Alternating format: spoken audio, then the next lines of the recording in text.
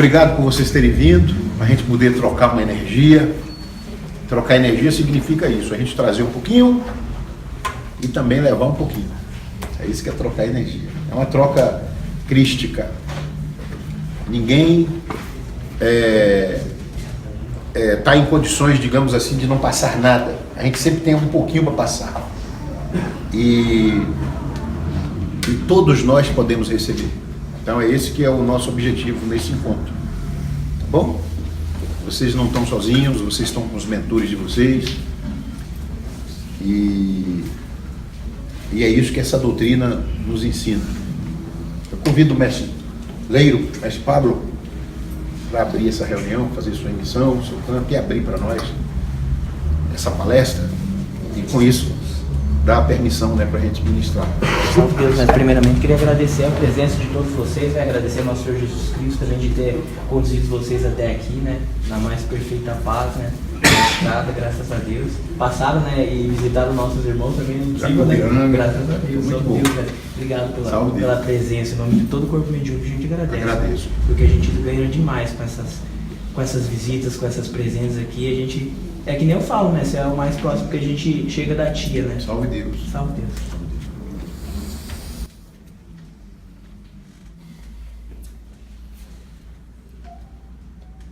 Salve Deus Jesus, divino e amado mestre, salve Deus, Simromba Seta Branca meu pai, salve Deus Agla Quataí 108, graças a Deus por essa feliz e rica oportunidade.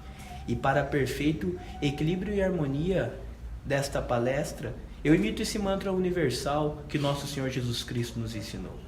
Pai nosso que estás no céu em toda parte, santificado seja o teu santo nome, venha a nós teu reino, seja feita a tua vontade, assim na terra como nos círculos espirituais. O pão nosso de cada dia dai-nos hoje, Senhor, e perdoa as nossas dívidas, se nós perdoarmos aos nossos devedores. Não nos deixes cair em tentação, mas livra-nos do mal, porque só em ti brilha a luz eterna, a luz do reino, da glória e do poder, por todos os séculos sem fim. Louvado seja o nosso Senhor Jesus Cristo. Louvado seja nosso Senhor Jesus Cristo. Louvado seja nosso Senhor Jesus Cristo. Em nome de Deus Pai Todo-Poderoso, de nosso Senhor Jesus Cristo, da Virgem Santíssima, de Pai Seta Branca e Manhara, da corrente indiana do espaço, das correntes brancas do Oriente Maior, em nome dos mentores responsáveis por esse trabalho, eu, Jaguar Mestre Luz, da Falange de Estrela Candente, povo de Amaraí, comandante do adjunto Genatan, Mestre José Luiz, na ordem do ministro Felux. Eu, adjunto Leiro, Quataí 108, herdeiro do Criador Paz, Rádio Oração Rama 2000, Mestre Pablo Vilmar, presidente do Amanhecer de Pinhais, Paraná. Com os poderes de Olorum na linha de amanhecer, tenho o meu Deus e ministro Obatalá, que me rege e me guarda no caminho dessa jornada a cabo, de receber de Deus Pai Todo-Poderoso na minha legião o título de Mestre Instrutor Universal das três forças ligadas aos poderes deste amanhecer. Subi ao reino de Jurema e estou na continuação dessa jornada para o terceiro milênio. Imite Jesus, desde que as forças loquem até o meu plexo. Sou um cavaleiro verde, cavaleiro especial, venho na força decrescente do primeiro cavaleiro do lança-fanacho verde Randier, // reino central, turno do Bale, na esperança de alimentar o meu sol interior. Na grandeza que me fez cavaleiro do Turnajuros partirei, nos três reinos de minha natureza com /0 do meu terceiro sétimo, no quinto ciclo iniciático seguirei sempre com /0, /x // em Cristo Jesus. Tenho por aberto esta palestra, pedindo a ti Jesus, divino e amado mestre, que ilumine minha consciência, para que santificado seja meu espírito algum dia. Louvado seja nosso Senhor Jesus Cristo. Louvado seja nosso Senhor Jesus Cristo. Louvado seja nosso Senhor Jesus Cristo. Salve Deus. Meus irmãos, salve Deus. Levante a mão quem é doutrinador. Ó, que beleza. Agora baixa a mão. Levante a mão os aparatos. Que beleza. Tá? Meio a meio. Meio a meio. Aparar e doutrinador. Força do sol e força da lua. É através dessas energias que nós pedimos a Deus a oportunidade de vir para a Terra e resgatar as nossas dívidas de outras encarnações. Nós acreditamos na reencarnação. Acreditamos que muitos dos problemas que a gente está passando hoje é um resgate, que a gente mesmo pediu. É um reencontro. E é por isso que nós estamos aqui na Terra. Acreditamos que somos amados, somos queridos por nossos mentores. E é verdade. Todos nós. Não tem ninguém melhor do que ninguém aqui. O mesmo tanto que a gente acha que Deus, que Jesus, né? Jesus é mais palpável, né? É mais físico. Jesus está ali. Está bem ali. Então a gente consegue ver o cabelo, ver o semblante. A gente conhece a história de Jesus. A gente sabe que Jesus foi físico, como nós, né? Deus é mais complicado. A gente não tem como definir Deus. A gente não conhece Deus. Tia Neiva dava como definição para Deus, assim, algumas incógnitas, né? Vocês já participaram de Rand? Levante a mão que já participou de um Rand. Isso. Vocês lembram quando um cavaleiro emite no Rand? Só Deus conhece Deus em sua figura simples e hieroglífica. É interessante, é lindo, né? Muitas vezes a gente escuta isso e não entende. A tia Neiva dizia que nem o mais sábio dos homens sabe ou consegue definir Deus. Ela mesma tentava dizendo, Deus é tudo. Deus está em todos os lugares. Deus está dentro da gente. Deus está fora. Deus está no amor. Deus está numa porta estreita, na dor. Deus é tudo e tudo é Deus. É quase poético. E então Deus não é palpável. Jesus é mais palpável. E quem conhece Jesus, quem se vincula a Jesus, quem acredita em Jesus, acredita em Deus. Quem chega em Jesus, chega em Deus. Palavras dele. Então é uma hierarquia que nós temos aí. Mas o mais importante é nós crermos que nós já tivemos algumas passagens aqui na Terra com liberdade de ação, com poderes, e de alguma forma a gente deixou que esses poderes nos conduzisse a uma perdição. A gente se perdeu nesse meio termo. Nós temos isso hoje gravado em nossas células. Vez por outra você encontra pessoas que você não teve uma convivência e vem um sentimento gostoso nesse encontro com essas pessoas que vocês estão vendo pela primeira vez. Como também a gente encontra pessoas que vem um desgaste, vem uma vontade de você sair de perto, vem uma raiva que você não consegue definir essa raiva. Você está sendo verdadeiro com você, você está sendo verdadeiro. Ser verdadeiro consigo mesmo é admitir o que eu estou falando, sem precisar falar, porque talvez quem nos escute não vai nos entender. Mas esse sentimento todos nós temos, todos nós. Seja em casa, com alguém que é nosso ente querido, pasmem, um filho, a mãe, o pai, o irmão. Seja no trabalho, com um colega, com uma pessoa, um colega de trabalho, aquela vontade de sair correndo, a gente chamaria quase de uma ojeriza, né? Eu não consigo me aproximar da pessoa. O perfume da pessoa me tira do sério. Mas a pessoa nunca te fez nada. Muitas vezes até fez. Mas muitas vezes é um encontro. E a gente começa a perceber que isso só pode ser uma resposta para um encontro transcendental. Às vezes dentro do vale, que é um lugar onde a gente prega o amor, a humildade, a tolerância, a gente sai da nossa casa e vem para cá, troca de roupa, se mediuniza, se coloca à disposição da espiritualidade para fazer um trabalho de cura desobsessiva, usando o amor como arma, usando a humildade como arma, usando a tolerância como arma. E ainda assim tem um ou outro irmão que a gente não aguenta, a gente não consegue. Aqui dentro do vale. Isso é a prova de que nós estamos vivendo uma vida já vivida, uma vida transcendental. Nossas encarnações são o reflexo de encarnações passadas. Isso nos explica, muitas das vezes, o acontecimento a uma doença, por exemplo, numa criança, uma morte precoce de uma criança que não faz sentido. Se não houvesse uma vida passada, não faria sentido uma criança de 2 anos morrer, atravessar a rua, morre atropelada, vem uma criança, uma cobra, morde, uma criança com câncer no hospital, sofrendo, sentindo dor, não tem explicação. Eu ouvi uma vez em Salvador, eu sou soteropolitano, eu escutei uma vez em Salvador uma pessoa, um ateu, ele dizia: eu não acredito em Deus, como Deus poderia fazer uma criança de 2 anos sofrer? Que mal esta criança fez para alguém? Eu nunca esqueci essa reflexão desse ateu, ele dizendo o porquê ele não acreditava em Deus. E realmente a criança, ela também vem em busca das suas heranças, dos seus resgates. E muitas dessas crianças estão tendo a feliz oportunidade, muitas destas crianças com sofrimento precoce, com uma morte precoce, tá bom? Estou falando agora desse grupo específico. Estão tendo a feliz oportunidade de um resgate até do vale dos suicidas.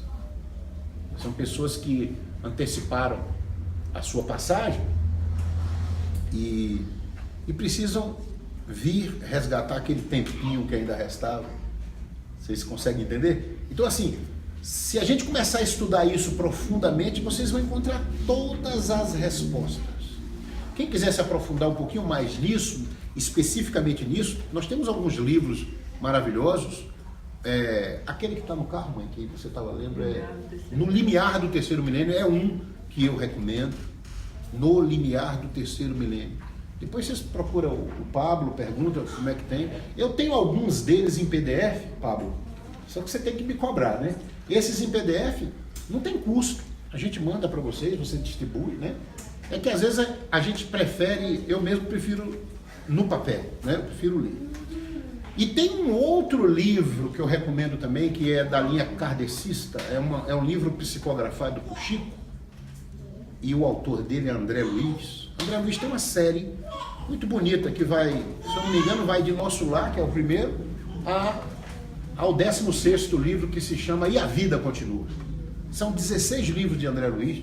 Nosso Lar, Mensageiros da Luz, Obreiros da Vida Eterna, e vai. Aí tem o número 9. Para mim, é o melhor de todos. Claro, Nosso Lar é um best-seller. Nosso Lar é um best-seller. Então esse é ao concurso. Ele não entra na comparação, né? É o número 9. O nome dele é Ação e Reação. Vale a pena ler esse livro. A temática dele, ele começa trazendo um quadro espiritual para você. E você entra no padrão do julgamento. Ele traz um quadro, a pessoa doente, uma mãe, tem um filhinho pequeno, o filhinho não larga essa mãe de jeito nenhum. A mãe quer botar o filhinho aqui para ir fazer uma comida, ela chora. Passa para o pai, chora. Passa para o vizinho, chora. Passa para a avó, chora. A mãe pega, para de chorar. Só para de chorar no colo da mãe. Então o André Luiz, ele vai trazendo a mensagem, você vai se envolvendo naquela trama. Então você começa a dizer, mas como Deus permitiria isso? E a liberdade dessa mãe? Então, cada capítulo é uma história dividida em duas. O quadro atual e o quadro anterior. Você se encanta.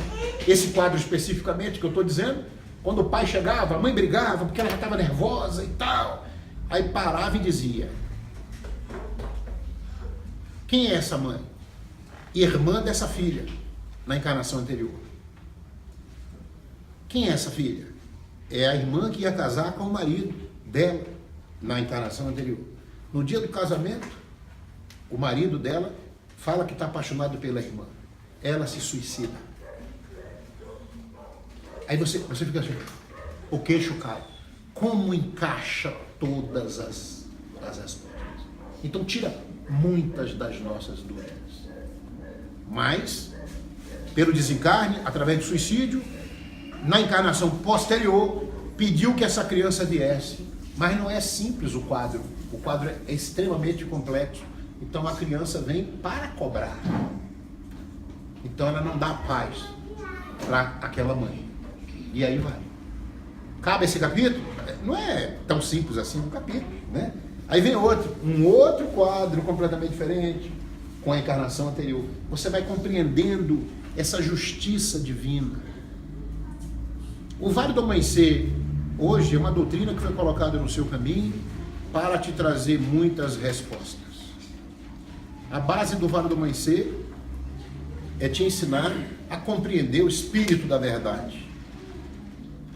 Espírito da verdade é difícil de explicar, não é uma definição horizontal, matemática. Né? 2 mais 3, 5. Prove, pega 2 dados, pega mais 3 dados juntas, ele tem 5 dados. Né? Princípio da contagem, isso é matemática. Não. O Espírito da verdade é você primeiro admitir a sua verdade, quem você é. Igual agora há pouco a gente estava falando sobre os sentimentos da inveja, do ódio, os sentimentos do orgulho, sentimentos considerados ruins, que todos nós temos. Nós somos físicos. Primeira coisa que nós temos que admitir, nós somos físicos, não somos perfeitos, por isso nós estamos aqui. Se a gente fosse perfeito, nós não estaríamos aqui. Feito isso, eu vou me observar e ver aqueles pontos que eu percebo que eu preciso melhorar. São muitos, né? Se você parar para observar os outros, você vai achar todos. Os nossos a gente acha 2 ou 3. 2 ou 3 só. Ah, eu acho que eu falo muito. Por exemplo. O outro vai dizer assim, não, eu acho que... Você vai achar 2 ou 3 possíveis defeitos. Mas se você for observar o seu irmão do lado, você vai achar todos. Todos os defeitos do seu irmão. Então, você tem que começar a cultivar o hábito de se observar. Observar se você faz uso das coisas que Deus disponibilizou para você no cumprimento da sua jornada. Então, nós já sabemos que somos, nessa vida, reflexo de outras vidas. Em média, nós já tivemos 20 encarnações, uma média. Uns teve 10, outros teve 30. Na média, nós tivemos 20 encarnações. 19 a 20 encarnações. Admitir que pedimos a Deus a oportunidade nesta encarnação de vir fazer o resgate dessas dívidas, porque essas dívidas não estão deixando o meu espírito caminhar na busca da evolução. Não é ninguém que não deixa eu caminhar. Sou eu. Sou eu. Deus é uma figura complexa de se definir, mas a gente pode entender que existe uma centelha de Deus dentro da gente. Você tem um corpo, tem uma alma e tem um espírito. Tem um corpo e uma alma que tem a idade que você tem nesta encarnação e tem um espírito que traz a bagagem de todas as suas encarnações. Ao pedir essa oportunidade, você foi um felizardo, porque você teve a autorização para vir nessa encarnação, começou a sua caminhada novamente, encontrou amigos no meio do caminho que te deram todas as orientações, incluindo aí os pais, os amigos, que são colocados no seu caminho, para que você não se perca. Você teve sempre toda a oportunidade para não se perder, mas teve também o livre-arbítrio. O livre-arbítrio, ele é seu. É a hora que você chega e agora? Mãe, eu posso sair? Não. Vá para o quarto dormir. Aí você vai para o quarto dormir, mas você pode abrir a janela, escapulir, ir para farra, voltar 4 horas da manhã pela mesma janela que você saiu, deitar e dormir, sua mãe não ficar sabendo. Então, o livre-arbítrio sempre esteve à sua disposição. Bom, e aí você vai se formando no seu corpo físico. Existem chakras no nosso corpo de comunicação com este espírito, que é transcendental, que é milenar.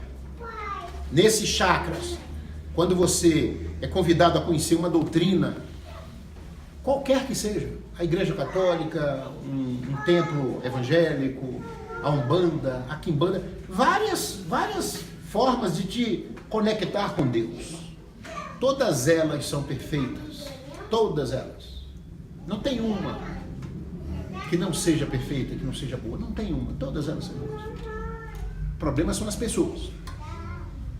Em todas elas, as pessoas se lembram daqueles sentimentos que nós falamos agora há pouco, da vaidade, do orgulho, né? Em todas elas tem. Então, eu não vou para a igreja evangélica porque lá tem um pastor e o pastor pega dinheiro dos outros. Se vacilar aqui dentro do vale, tem também. Então esse não é o motivo. Ah, eu não é pedófilo. Se vacilar, nós temos pedófilos aqui no vale também.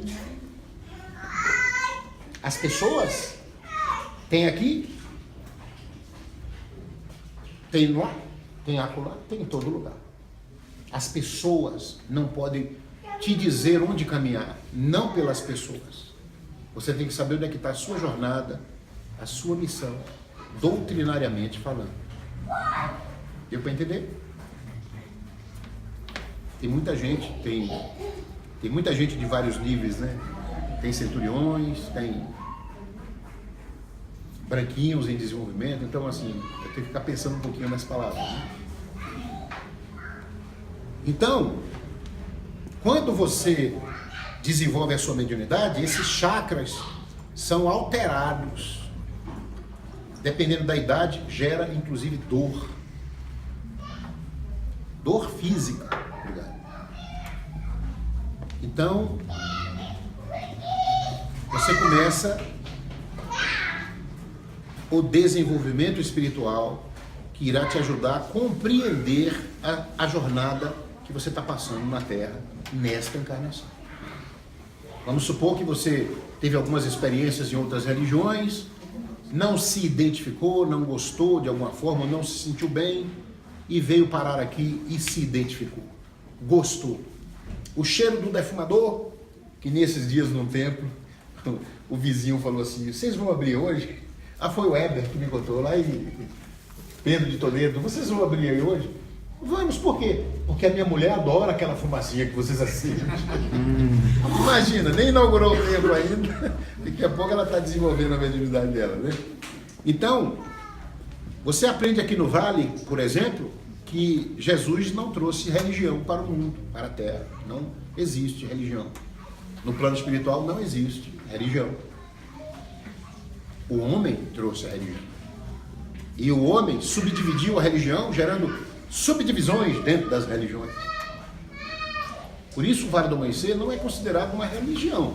É um grupo, uma doutrina, baseada nos princípios crísticos, então é uma doutrina crística, que trabalha em cima do sistema crístico, por isso que aqui não tem muito livro, ou seja, nós não trabalhamos na filosofia cristã, a gente trabalha no sistema crístico, cujo simbolismo maior da nossa doutrina é o nosso uniforme, que tem a manga arregaçada, significando trabalho. Então aqui você aprende trabalhando, aqui você, doutrinador, aprende doutrinando, aqui você aprende incorporando. Salvo pequenos momentos em que você, no desenvolvimento mediúnico, ouve o seu instrutor, tira a dúvida, levanta a mão, pergunta. A maioria você vai aprender trabalhando. É uma característica bem complexa o Vale do Amanhecer. Por isso que não adianta ficar estudando o Vale do Amanhecer pelo WhatsApp, pelo Facebook. Não adianta estudar o Vale do Amanhecer em casa. Não adianta chegar de madrugada, vou ler as cartas da tia Neiva das 2 às 3 da manhã. Eu não preciso ir ao templo. Salve Deus, mestre, vou criar um grupo para tirar dúvidas do Vale. Não vai funcionar. Grupos é para você vir tirar dúvida aqui, perguntar para o instrutor, fazer uma palestra como essa que nós estamos, sob a proteção de uma emissão que vocês escutaram. Então aqui os mentores estão trabalhando nos seus chakras. Grupos, mestre, o senhor é contra? Não, grupo para você soltar uma escala. Salve Deus, não vou poder ir domingo, como de vez em quando eu vejo no grupo daqui do comando. Tive um previsto, não vou poder ir, alguém pode me substituir no comando. Salve Deus, batizado no dia 10, estou precisando de ajanã. Mestre, o senhor tem a lei número tal, estou te mandando agora. Mas estudar a doutrina em WhatsApp não funciona. Funciona aqui. Doutrina funciona com o colete suado, com a roupa suada. É assim que o seu mentor se comunica com você. É assim que você faz a cura desobsessiva. E é assim que começou o seu desenvolvimento aqui. Imagina que você é médico ou médica, está em casa e seu filho passa mal. Você pode até fazer um atendimento breve em casa. Olhar a pressão dele, você é médico. Mas se você perceber que ele está numa situação complexa, você é médico. O que você vai fazer? Se a situação é grave, você vai botar ele num carro e vai levar ele para o hospital. Por quê? Por que você levaria alguém da sua família para um hospital se você está em casa e você é médico? Porque lá você tem toda a capacidade de promover a cura e, inclusive, se houver uma emergência, você tem até um centro de tratamento intensivo, uma CTI da vida. É a mesma coisa. Eu sou sol, minha ninfa é lua, eu moro com ela, eu deito com ela, acordo com ela, de repente eu quero tomar um passe de uma preta velha, eu vou botar uma cadeira, botar minha ninfa e pedir a presença do mentor para tomar um passe. O que será que vai acontecer comigo? Eu sou médium, eu não preciso ir para o templo, gastar dinheiro, pegar meu carro. Você não tem a segurança lá, você não tem a proteção lá. Pode chegar alguém que você não vai dar conta de mandar para Deus, mas eu sou médium. Pode chegar alguém e obsediar a sua ninfa. Pode chegar espíritos sofredores gostarem e se alojar na sua casa. Lembra daquele filme Ghost, do outro lado da vida? É um filme. Mas ali no simbolismo, quando aquela Whoopi Goldberg, né? ela era uma farsa de médium, né? Mas depois ela descobre que ela era médium mesmo. Como é que ficava a casa dela? Assim, porque os espíritos percebiam que podiam se comunicar através dela. A mesma coisa. Guardadas as proporções, lá é filme. Mas é aquilo ali. Sua casa é sua casa. Lugar de trabalho é no templo. Existem cavaleiros no portão, existem cavaleiros ali na entrada, existem mentores em todos os setores nos protegendo. Você nunca poderá sair do templo em condições piores do que aqui chegou. Você sempre deverá sair do templo melhor do que chegou aqui. Esse é o princípio básico de um atendimento espiritual no templo. E é assim que funciona. As forças existem impregnadas pelos mentores de toda forma.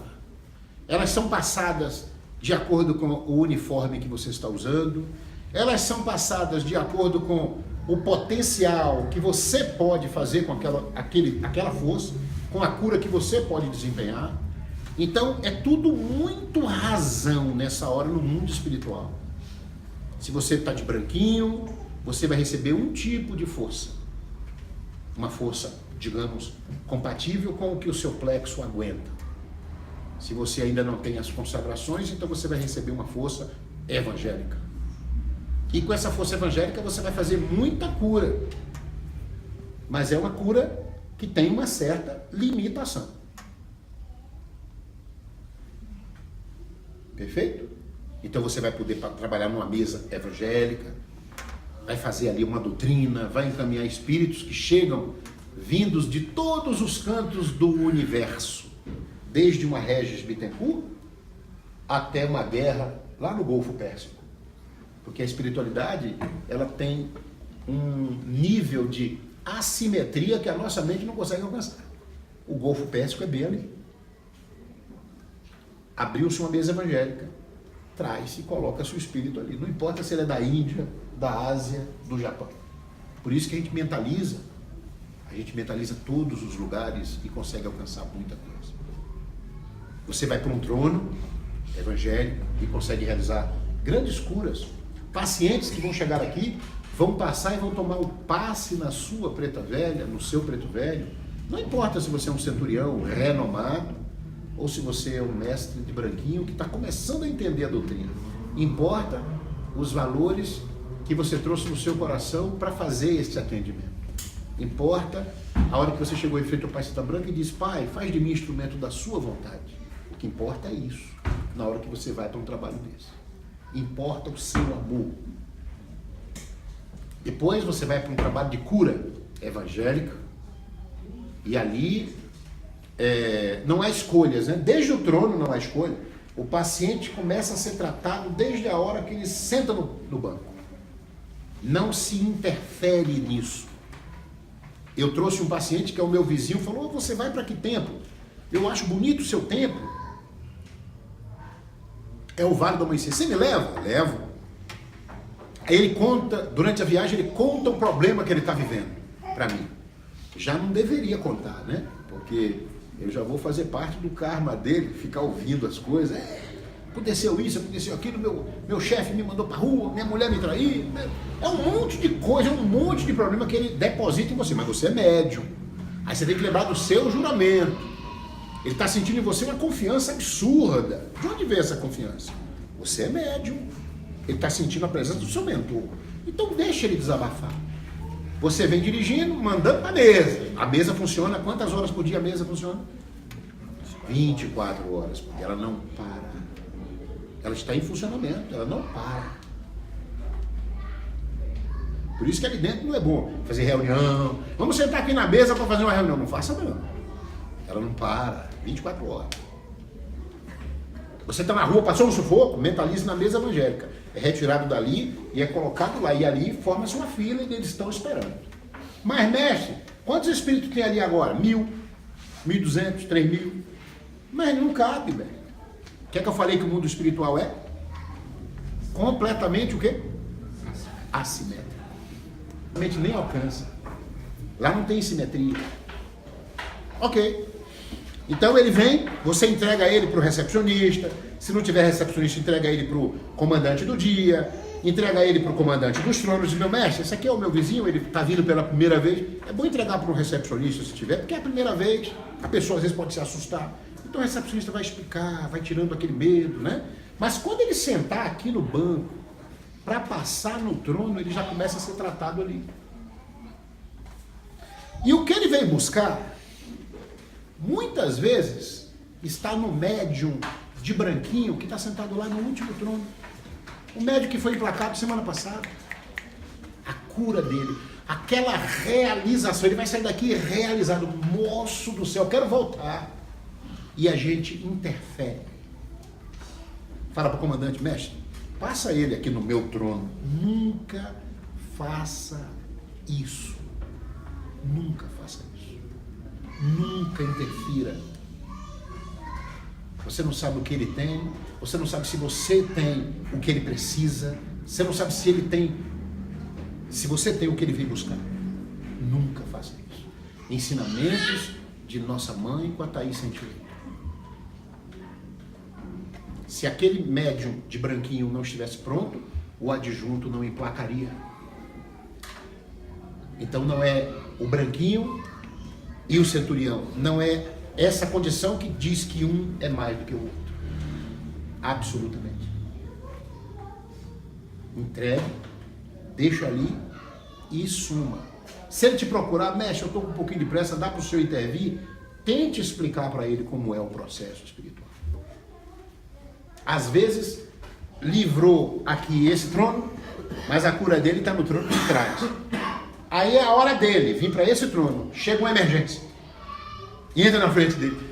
Comandante, o senhor pode, essa ninfa está passando mal. Passe aqui nesse trono. Porque a espiritualidade até nisso ajeita para ele não passar aqui. Ele tem que passar no outro, que é o trono dele. Não se meta. Deixe que tudo aconteça. É um plano montado isso dentro da espiritualidade. É muito lindo de se ver. É muito bonito. Nesse momento, por exemplo, nossos olhos não alcançam, mas o tempo está lotado e muita gente marca, principalmente nos dias de trabalho. Hoje é uma palestra. Hoje a maioria se vê em marca, eles estão sentados, estão observando, estão sentados ali, outro que precisa ouvir, tudo isso que eles estão ouvindo. Um jaguar que desencarnou e que nunca acreditou. Mas eu estou morto, está morto, você está desencarnado, você está em outro plano. Então tudo agora, numa palestra dessa, faz sentido para ele. Estão sentados aqui ouvindo igual vocês.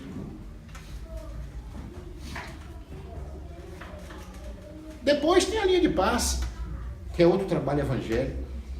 Depois tem, antes da linha de passe, que é a defumação, que é outro trabalho evangélico, defumação na mesa evangélica. Quantos trabalhos evangélicos? E aí você confunde o trabalho evangélico com o plexo evangélico do mestre.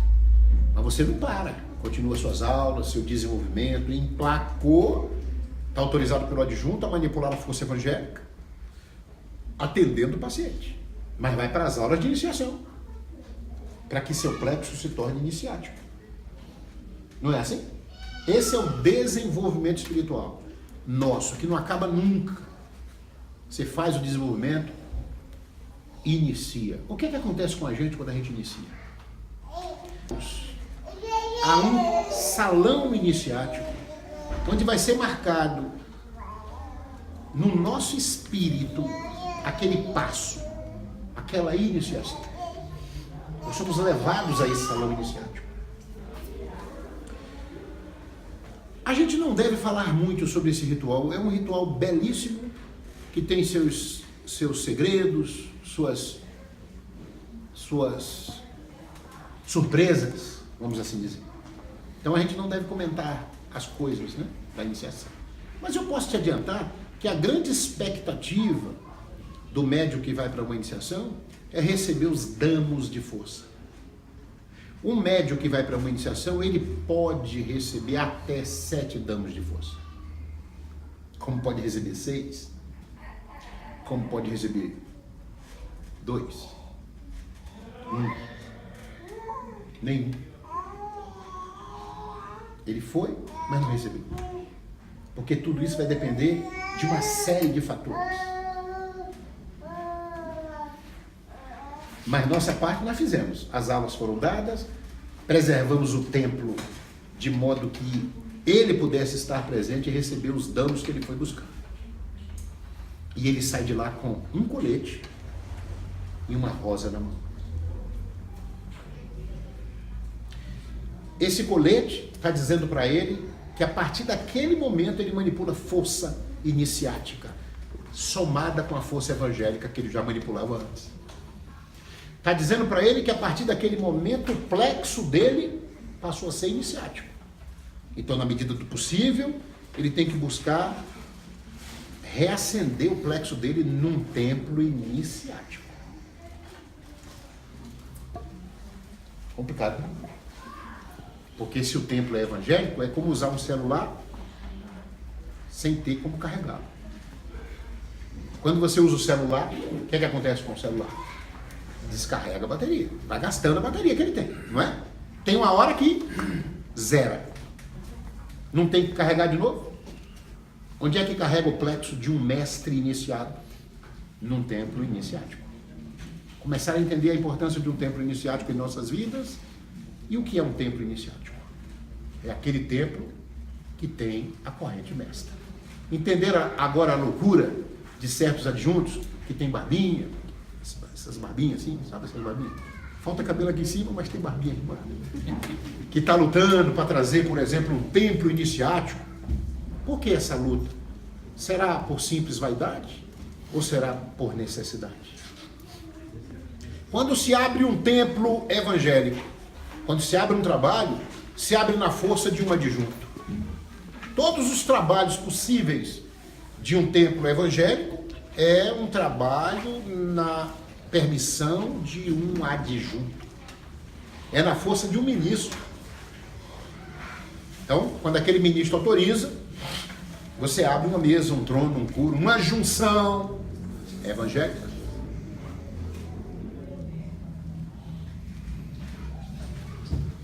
Não tem muitos trabalhos evangélicos. Um batizado evangélico. Um avatar. Opa, muito complicado um avatar. Então, para um avatar, eu preciso de alguém puxando, emprestado por alguns minutos, a corrente mestra puxando o tapi. Já perceberam? Faz avatar aqui.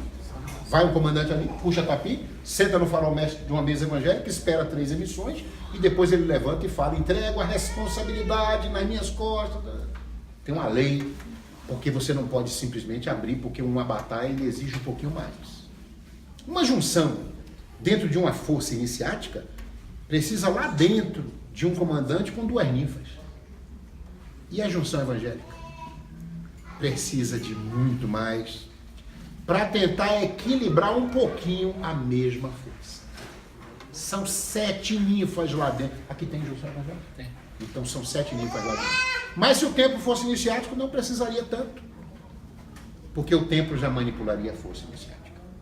E se houver uma necessidade de uma cura, através de um RAND, eu poderia realizar no templo evangélico? Não. Aí já é muito mais complexo. E uma indução que cura todas as correntes negativas, que abre os caminhos da minha vida material, ele tira as pedras dos caminhos. Porque quando o meu problema lá fora é através das correntes negativas, eu tenho muita dificuldade para manipular tudo isso. Quando é um espírito que está atrapalhando a minha vida, ele pode passar ali na mesa evangélica.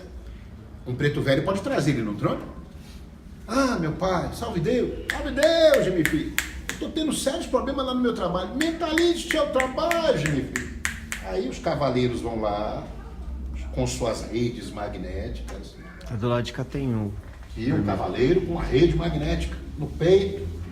Passa a rede magnética usando o seu mentalizar, seu pensamento. E traz a rede carregadinha. Espíritos passam, preto velho, às vezes o trono do lado, que está tranquilo, pega um pouquinho, pede ajuda, é um conglomerado. O que ocorre aí vocês não têm noção. A mente da gente é simétrica. A gente pensa tudo certinho. Trouxe o espírito que estava na minha casa, ele traz, mas não tem tempo. Às vezes o espírito que ele está trazendo não está na sua casa, estava.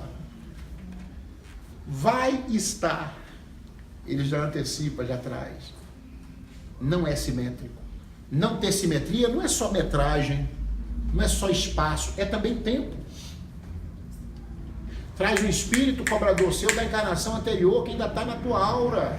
Traz. Mas ele está atrapalhando a sua caminhada. Mas e corrente negativa? Não dá para trazer e incorporar. Ninguém incorpora uma corrente negativa. Então é preciso, se eu não tenho a força de uma indução, porque não existe indução evangélica. Indução, ela só é iniciática. Então, o preto velho equilibra com uma defumação. O comandante fala: falanges de terror, de desespero e de dor. Que Deus tenha compaixão e se afastem daqui. Correntes negativas que estão atrapalhando a vida desses irmãos sentados à minha frente. Pensem no poder de uma invocação que um comandante está fazendo. Correntes negativas que estão atrapalhando a vida desses irmãos sentados à minha frente. Cheguem até aqui. O que vocês acham que acontece nessa hora? É impactante. Graças a Deus nós não enxergamos. Nós não podemos ver. Porque se enxergássemos, sairíamos correndo. E a corrente negativa, ela é criada muitas vezes por nós mesmos. É uma inveja que, às vezes a gente não tem a intenção, mas é inveja, é o ciúme. Eu pego o telefone e ligo para uma outra pessoa e digo: rapaz, você viu o Lauro? Você viu o Pablo? Ah, é. Aí desliga o telefone e liga para o outro. A corrente negativa, ela se multiplica muito rápido. Falar mal de pessoas. O que se gera quando se fala mal? Correntes negativas. É muito difícil para um mentor trabalhar as correntes negativas. Ele pode trazer o espírito que está gerando uma corrente negativa. Aí ele traz nos tronos.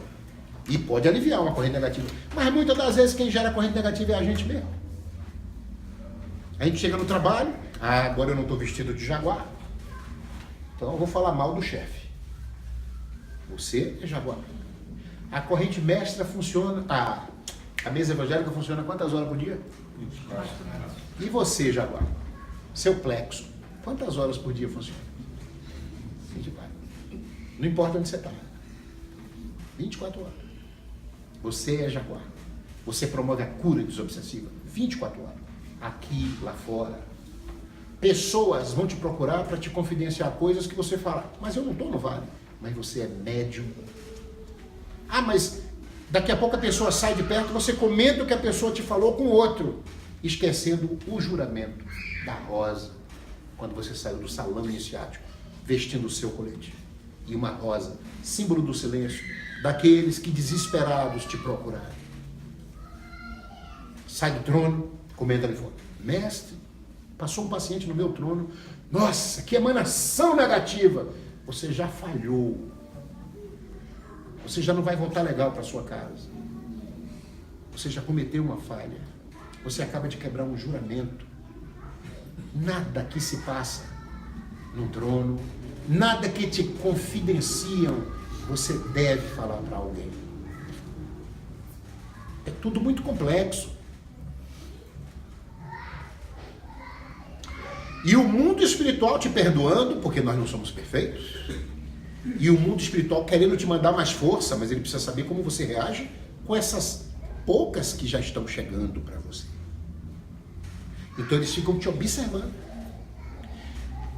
Os mentores que chegam para você, a sua princesa, doutrinador, o seu preto velho, o seu médico de cura, o seu caboclo, a parar. Eles ficam observando a sua conduta, o seu padrão vibratório, para saber se ele pode chegar, se ele pode chegar com mais força, se ele pode promover mais cura, ou se ele deve dar mais tempo para você. E tudo isso é feito ao longo da sua jornada espiritual. Aí você vai para suas aulas de elevação de espadas, e os mestres vão te ensinar, a partir de agora, você vai poder manipular trabalhos cabalísticos. Você já tem duas forças no seu plexo, evangélica e iniciática. E eles começam a preparar o nosso plexo para receber uma terceira força. O poder da cabala, uma força cabalística. A cura que vem diretamente do reino central, do próprio Deus, que eu ainda não sei direito quem é ou o que é. Então o mestre fala sobre trabalhos que eu poderia participar, né? Como, por exemplo, assumir uma prisão, que eu ainda não posso, mas eu vou poder, quando ele levar minha espada. Como participar de uma estrela candente, porque eu já sou, quando eu vou me elevar espadas, eu vou poder participar da força da cabala, de um quadrante. Eu poderia participar de um rande, se eu estiver num templo iniciático e tiver um rande, desde que não seja na posição de emitir, eu poderei ir. Eu poderei usar a roupa marrom, a roupa franciscana, que me torna mestre. Então eu sou preparado para aquela energia, aquela força.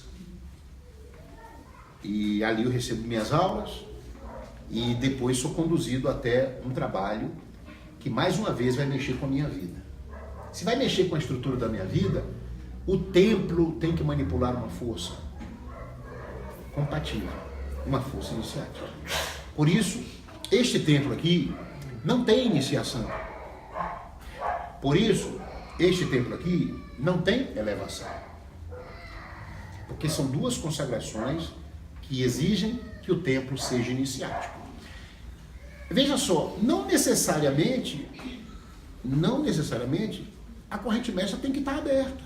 Na elevação de espadas, por exemplo, ela tem que estar, mas na iniciação não está. Mas não é estar aberta, é dispor da força. O alabá, por exemplo, quando a gente faz o alabá, que é a força da lua, o trabalho não tem que estar aberto. São 7 dias seguidos. Já ouviram falar nesse trabalho, o trabalho do alabá? São 7 dias seguidos. 3 dias antes da lua cheia, 3 dias depois da lua cheia e o dia central da lua cheia. 7 dias. Mas a corrente mestra não tem que estar aberta. Mas o templo tem que dispor da força da corrente mestra. Estão entendendo? Estou ligando a um trabalho que é feito aos domingos às 16 horas. A corrente mestra não está aberta. Ela vai abrir no domingo às 18. Mas o templo tem que dispor dessa força. E aí vai. Então existem condições especiais. Por exemplo, o batizado é um sacramento em que a gente assume perante a espiritualidade a responsabilidade perante uma criança, na falta dos pais. Na prática é quase impossível. Se os pais vierem a faltar, aquela criança nunca vai para a mão do padrinho e da madrinha, ele vai para a mão do tio, da avó, né? É impossível pôr em prática, mas é um apadrinhamento espiritual. Você se torna padrinho ou madrinha daquela pessoa no plano espiritual. Perfeito? Mas um casamento já é diferente. O casamento você tem um espírito que vai se unir a outro espírito, gerando vidas que vêm cumprir novas jornadas, novas missões. Um templo precisa ser iniciático para promover um trabalho de casamento. O sacramento do batizado pode, mas o sacramento do casamento não pode. Entenderam a diferença? O desenvolvimento espiritual precisa da autorização dos trinos para ser aberto. Mas seria muito complicado um templo que está começando, só poder fazer o desenvolvimento se o templo tiver a corrente mestra aberta. Então, mesmo que seja primeiro estágio ou segundo estágio, no domingo de manhã, o mestre, presidente ou quem ele autorizou a fazer a palestra dominical, puxa tapi. Não é assim? Ele puxa tapi. Ele pede permissão aos trinos de Nossa Mãe Clarividente. É o único trabalho de um templo evangélico que se abre assim, de Nossa Mãe Clarividente, do primeiro mestre Sol, Trino Tumuxi, do primeiro mestre Jaguar, Trino Araquém, do primeiro mestre Sol, Trino Sumanã, e do Jaguar, mestre Sol, primeiro doutrinador deste amanhecer, Trino Ajará. Ele está pedindo permissão aos trinos para puxar o desenvolvimento, porque vai mexer com a vida, com a encarnação das pessoas que estão ali sentadas. Tamanha a importância que é um desenvolvimento. Quando você vai juntando esse mosaico, tudo vai clareando para você. E depois ele puxa da Bíblia. E aí abre o desenvolvimento. Espadas passa a manipular a força do reino central e depois disso vai se preparar para a centúria. O que é a centúria? Bom, até então nós estávamos falando de pequenos cobradores que iriam aparecer na sua vida, de pequenas dificuldades, de promover a cura usando força iniciática, evangélica, cabalística, não é? Mas você sabe que você tem 20 encarnações. E até então você está vivendo intensamente esta encarnação. E o que vem com a centúria? A centúria, você vai aprender sobre a faculdade. Você vai se tornar um centurião. Se você se reportar na essência da palavra, centurião. Um centurião romano era quase um deus. O camarada era responsável por uma centúria. Ou seja, cada centurião romano, que eram homens fortes, treinados, militarmente treinados, eles tinham sob o seu comando 100 guerreiros, 100 homens. Um centurião romano só se reportava ao imperador. E dentro da nossa doutrina, um centurião é considerado, segundo o pai João de Enoque, um centurião bem preparado, ele vale por 100 médiuns. A centúria tem esta representatividade. Então você estuda, o estudo é para o seu espírito, muita gente dorme, vem para o centúria, aí dá uma corridinha, aí levanta, toma uma aguinha, fica olhando pro relógio, doido para dar a hora, da aula acabar, vai embora. Ô mestre, salve Deus, obrigado. Vai correndo um sono para dormir, um sono gostoso. Muita gente não, vibra, gosta, quer, né? Mas não se preocupem, a centúria é para o seu espírito, fica gravado, você não tem ideia, na hora que você precisar vai estar lá. Mas o grande lance da centúria é a carta magna que você recebe quando você consagra. É uma chave única que ninguém tem, só você. A sua chave é sua. Ela pode ser a mais próxima possível do outro, muito parecida com a daquele outro, mas a minha é minha. Ali você abre o plexo em forma de antena e solta o seu ectoplasma, que já é iniciático, que já manipula a força cabalística, evangélica, para as legiões. Toda vez que você emite para as legiões. Dos cavaleiros verdes, dos cavaleiros de Oxóssi. Essas legiões captam a sua emissão no mundo encantado, porque ela tem que varar o chamado nêutron. ela não pode ser mentirosa. Ela tem que ser verdadeira. Qualquer mentira, qualquer vírgula colocada fora, você corre o risco de não ultrapassar o nêutron. Ela sobe, esbarra no nêutron e volta. E fica na horizontal. Ela não passa. Então nunca mexa na sua emissão. Nunca altere a sua emissão. Peça sempre a um Devas que o faça. Porque se houver um erro, a responsabilidade é dele. Os Devas são mestres preparados e muito bem pagos pela espiritualidade. Porque eles não podem errar. Qualquer erro, eles vão responder por esse erro. Eles. Então, toma muito cuidado. E aos Devas que estiverem me ouvindo, muito cuidado, por favor. Vale o recado. Porque a cipuada é grande. Se alguém passou 10 anos emitindo errado e não varou o nêutron por sua culpa, você é quem vai pagar esse preço. Então, seja rigoroso. Quando preencheu a emissão de alguém, passe para um outro Devas pedindo a ele que dê uma olhada, porque é algum erro que seus olhos não viu, o dele vai ver. Não se brinca com uma emissão. Então, a emissão é a chave que o centurião vai receber. É a carta magna. É a chave. Segundo nossa mãe, é uma chave que vai abrir todas as encarnações que você já teve na Terra. Ela vai trazer toda a sua herança. Digamos que você viveu uma encarnação como médico, uma outra encarnação você foi mago, uma outra encarnação você foi rei, uma outra encarnação você foi um professor de uma universidade. Pô, só coisa boa, hein? Numa outra encarnação você foi lixeiro, foi gari, na outra você foi macumbeiro, na outra você era comerciante, vendia galinha, porcos. Não tem só coisa boa, coisa ruim também. Mas o mais importante é que você teve uma vida nessas encarnações. Vamos dizer que você viveu em média 60, 70, 80 anos. 80 anos de uma vida, você pode não ter letra, você pode não ter sido letrado, mas você sabe tratar com ervas, fazer um chá curador.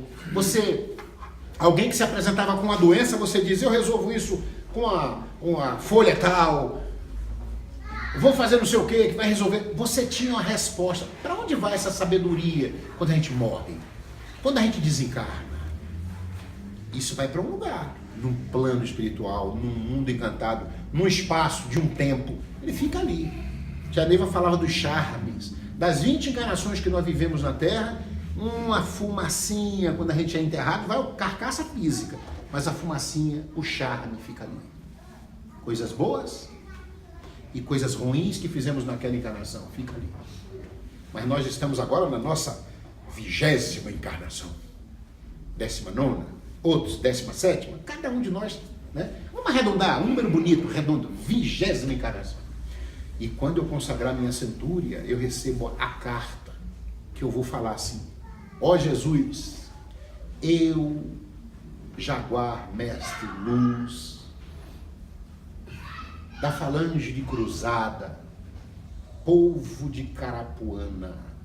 Você está falando para as legiões, e é como se tivesse uma chave, que vai afunilando, afunilando, afunilando, afunilando, até quando você fala seu nome. Eu, Jaguar Mestre Luz. Olha só, tem Jaguar Mestre Luz, tem Jaguar Mestre Sol, tem Jaguar Mestre Lua, tem Ninfa Sol e tem Ninfa Lua. Só tem esses 5.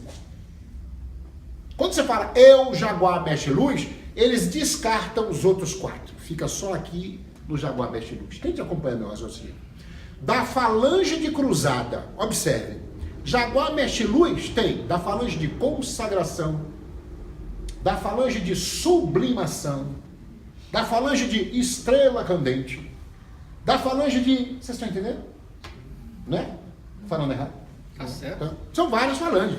Da falange de solar. Da falange de solar. Então, quando eu falo da falange de cruzada, eles descartam todas as outras falanges e pegam o funil só.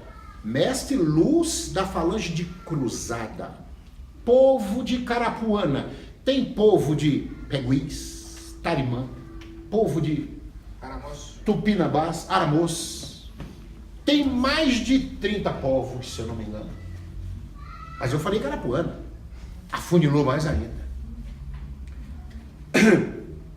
Aí, a nossa herança, quando a gente foi preparado para vir, um ministro nos preparou para chegar aqui na Terra. Eu não vou entrar em detalhes. Teve até um áudio que eu mandei, não sei se vocês disponibilizaram aqui, um áudio de uma palestra que eu fiz, ali eu até entrei em detalhes. Mas esse ministro, ele tem uma importância muito grande na nossa vida. Ele nos preparou para esta encarnação. Então a gente tem que tomar muito cuidado quando a gente vai se desligar de um ministro para ir para outro, quando a gente vai apagar um ministro, porque tia Neva deixou uma carta onde ela diz: na contagem espiritual você esquece, mas o ministro não esquece. Então, se eu venho do leiro, eu falo, eu briguei com ele, eu não quero mais emitir leiro, mas o leiro é o ministro, o Pablo é o mestre. Então, se eu não tiver um motivo que justifique eu sair daquele ministro, você corre o risco de estar fazendo sua emissão e ela não está ultrapassando o nêutron. Então, veja só, eu, Jaguar Mestre Luz, da Falange de Cruzada, povo de Carapuã, na ordem do ministro Olibão, eu. Veja bem, quantos mestres Luz, da Falange de Cruzada, povo de Carapuana, preparado pelo ministro Olibão, tem. Mas ainda tem mais alguns, com certeza, deve ter mais alguns, né? Então você ainda vai continuar na sua emissão, até uma hora que você fala, mestre André Luiz. Pronto, acabou. É único. É único. Ali naquele instante chegam todas as suas heranças. De quando você foi médico, professor universitário, mago, rei, duque, juiz, só coisa boa. Ladrão, assassino, guerreiro que matou muita gente, destruiu feiticeiro, fez muita magia negra para destruir. Chegam também todas as heranças negativas na sua emissão. Coisas boas e coisas ruins. Coisas boas em forma de conhecimento, coisas ruins em forma de cobradores que vêm buscar aquilo que você prometeu, porque você está encarnado porque está em busca dessas heranças transcendentais. Então a sua emissão, ela tem esse objetivo: trazer para você toda a tua herança transcendental, para que você promova as curas. Que tipo de cura? A cura do espírito. O que é a cura do espírito? A cura desobsessiva. Deu para entender? Esses somos nós. Quem nos preparou tudo isso? Quem é o nosso patrão? Toda vez que você abre o trabalho na pira, Senhor, Senhor, a posição, né? As mãos na altura do ombro, as palmas voltadas para baixo. Senhor, Senhor. Fazer. F-A-Z-E.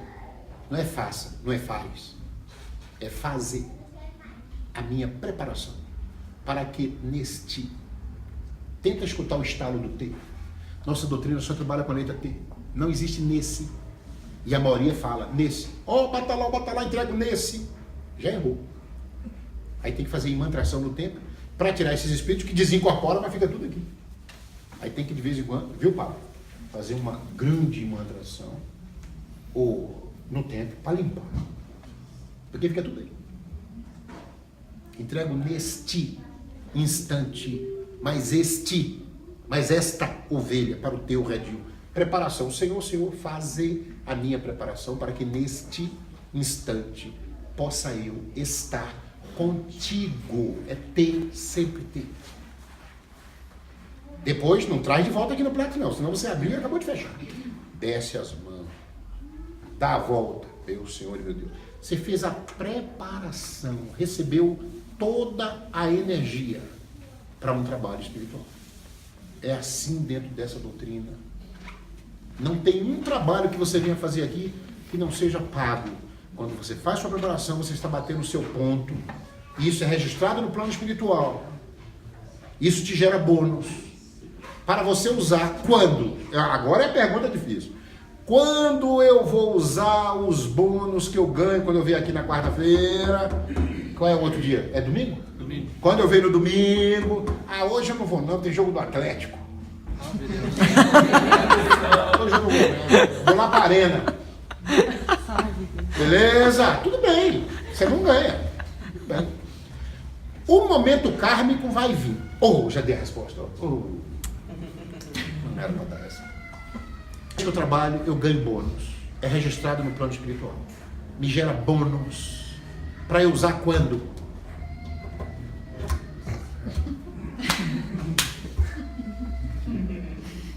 Quando eu tiver meu momento kármico. E eu vou ter meu momento kármico, não tenha dúvidas. Você está na Terra em busca de suas heranças transcendentais.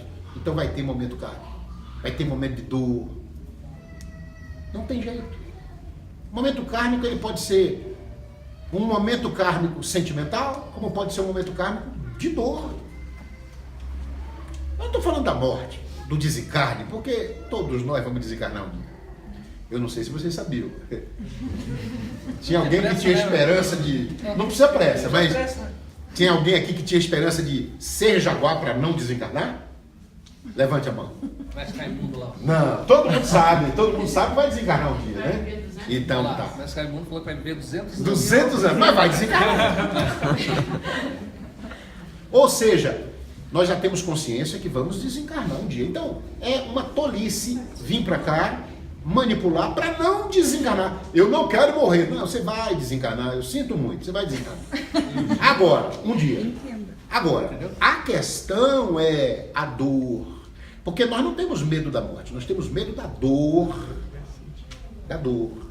Então a forma como desencarna tem um grau de complexidade aí. Tem pessoas que desencarnam como o Nestor.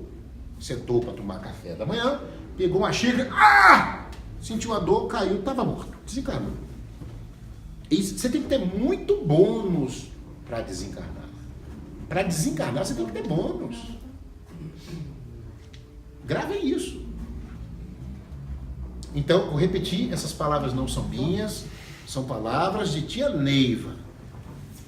Todo trabalho espiritual é registrado no plano espiritual e te gera bônus que são guardados muitas vezes pelos seus mentores para serem usados nos seus momentos kármicos. Quem quiser estudar um pouquinho mais sobre isso, dentro do sentimento de tia Neiva, leia a Carta Aberta número 7. Você tem, Pablo? Carta Aberta número 7? Você tem? Depois você... Se a gente não tiver ela física, a gente tem em PDF. E se não tiver, você me cobra que eu tenho. Eu tenho também toda. Mas se você tem, solta para eles. Carta Aberta número 7. A tia Neiva lhe dá uma aula de tudo isso que eu estou falando. Momento kármico, dificuldades, tudo, bônus, né? E quem é o nosso patrão? Quem é o nosso grande patrão? Que anota tudo isso, que investiu alto na gente. Eu estou falando do topo. Do topo. Não. Jesus. Jesus é o nosso grande investidor. Ele investiu alto na gente. Ele acreditou na gente. Ele retirou a gente de um sono complicado, porque nós somos espíritos terríveis. Grandes momentos de turbulências na Terra fomos nós que causamos. Nós somos conhecidos no plano espiritual. Tem pessoas que têm medo. Olha, vou contar só um segredinho para vocês. Por que na prisão a gente tem que trocar de roupagem? Porque nós vamos conversar com nossos cobradores. Nossos cobradores vão se aproximar da gente. No Angical também. Quando a gente se apresenta para o nosso cobrador e ele olha para a gente e vê as nossas patentes, ele se assusta, ele se encolhe, ele tem medo da gente. Ele lembra de tudo que nós fizemos quando tínhamos todos os poderes, quando éramos centuriões romanos e quando resolvíamos tudo na espada. Então, em algumas situações, para conversar com o nosso cobrador, nós temos que trocar a nossa roupagem para ele, pelo menos, se sentir no mesmo nível que a gente. Senão, eu vou falar com ele, salve Deus, meu irmão, eu quero te pedir perdão. Ele está se sentindo ofendido, porque ele não consegue olhar para a gente e ver você pedindo perdão. Ele vê o cara que decepou, cortou o pescoço dele, o cara que machucou, porque ele está olhando e está vendo todas as suas armas. Ele olha para você, para o seu colete, ele vê as armas da encarnação que ele te reconhece. Então, na prisão, você tem que tirar tudo, se despojar de tudo e vestir uma roupa de prisioneiro ou de prisioneira, onde ele vai te olhar e vai te ver no mesmo patamar, humilhado. Para ele está se sentindo você humilhado. Por isso que a gente não pode brincar muito com prisão. A gente não pode se divertir, ficar muito alegre, porque ele tá na sua aura. Ele pode até não estar vendo, mas ele está sentindo tudo. Esse cara está muito alegre, peraí. Aí, aperta. E é quando aperta. A angical, você tem que mudar a tua roupagem. Você tem que mudar, você não pode ir com o colete. Impressionante isso, né? Quando você estuda isso, você diz, meu Deus, faz todo um sentido. Tente imaginar uma pessoa que você tem um temor muito grande, ou foi um chefe, ou se você serviu um exército, o tenente, o cara, o batalhão da companhia. Se você tinha um chefe duro, tente imaginar esse chefe duro, zangado, nervoso, e você encontrar com ele. Hoje, talvez, como você não está mais na empresa, se eu encontrar com aquele cara, eu dou uma pedrada dele, né? Tipo assim, né? Mas se ele vier falar com você, você vai lembrar. Você vai lembrar. Guardadas as proporções, muito pior até, é o cobrador quando ele consegue chegar até nós, na nossa. Ele olha para você, ele tem medo de você. Então, você me perdoa, meu irmão? Perdoa, mas lá no fundo do coração ele ainda tem muito medo. E o que o Mestre Jesus quer é que a gente vá em busca das nossas heranças transcendentais. Essas são as nossas heranças, por isso nós estamos aqui. Vocês conseguem entender? Salve Deus. Querem fazer alguma pergunta? Não? Nós tivemos há pouco tempo atrás a partida do nosso Trino Ajarã. Nosso Trino Ajarã era um homem que conduzia a nossa doutrina, segundo o Pai Seta Branca, trouxe uma carta. Incorporada em Tia Neiva, ela escreveu uma carta, que era a lei do Trino Ajarã. Nós temos 4 trinos. Tem a foto dos trinos aqui, Pablo? Não, foto dos trinos não é igual tem na Estrela de São Eu Paulo. tenho, meu filho. Depois você pega. Eu vou mandar como um presente para cá. Tá bom? Você me cobra. A próxima vez que você for na Estrela, você pega comigo lá. Tá bom? Então, os 4 trinos. Trino Muxi, mestre Mário Sass. O trino Araquém, mestre Nestor. O trino Sumanã, que ainda está vivo. Dos 4 é o único que está vivo, fisicamente. Mestre Michel. E o trino Ajarã, mestre Gilberto Zelay. Cada um com uma missão específica. O único trino que veio com a missão específica de conduzir os templos do amanhecer foi o trino Ajarã. O mestre Michel veio com a missão da cura. O mestre Nestor com a missão de ser o executivo da doutrina. E o mestre Tumuxi com a missão de trazer o conhecimento doutrinário. Todos eles são insubstituíveis, mas todos eles já cumpriram a jornada deles. Não tem quem substitua um desses trinos. Não é o desencarne de um desses trinos que vai fazer com que um mestre passe a ser o trino tal. Não tem como. A missão dele já foi cumprida. O mestre Tumuxi precisava ir buscar os conhecimentos doutrinários. Já foi, já buscou e já disponibilizou por herança para nós. Cada vez que se abre um trabalho... Aqui é segundo estágio? Então, no segundo estágio, os 3 comandantes vão na pira e falam de nossa mãe clarividente, do primeiro mestre Sol, Trino Tumuxi. Naquele momento é depositado esta herança que ele buscou, o conhecimento. O Nestor era o nosso executivo, o mestre das invocações. Então você abre o plexo e faz a invocação, como ninguém. Emite o seu ectoplasma, joga no mundo encantado e vem, junto com o conhecimento, a força e o poder. Então o mestre Nestor, Trino Araquém, primeiro mestre Jaguar, responsável pelas invocações da nossa doutrina. E não tem como. Você vai comandar uma defumação, você vai abrir um trono. Jesus, o que é que eu estou fazendo? Jesus divino e amado mestre. O que é que eu estou fazendo? Invocando para quem? Para o meu patrão. O meu patrão quem é? Jesus. E ali eu faço a minha missão para as legiões. E ali chega toda a minha herança. Se é eu que vou comandar um trono, vai ser um trono. Se é o Chico que vai comandar um trono, vai ser outro trono. Porque vou realizar um trono na herança do Chico, na herança do Lauro, na herança do Pablo. A palestra de hoje está sendo na herança boa, ruim, do Leiro, do Pablo. Porque foi ele que abriu esse trabalho.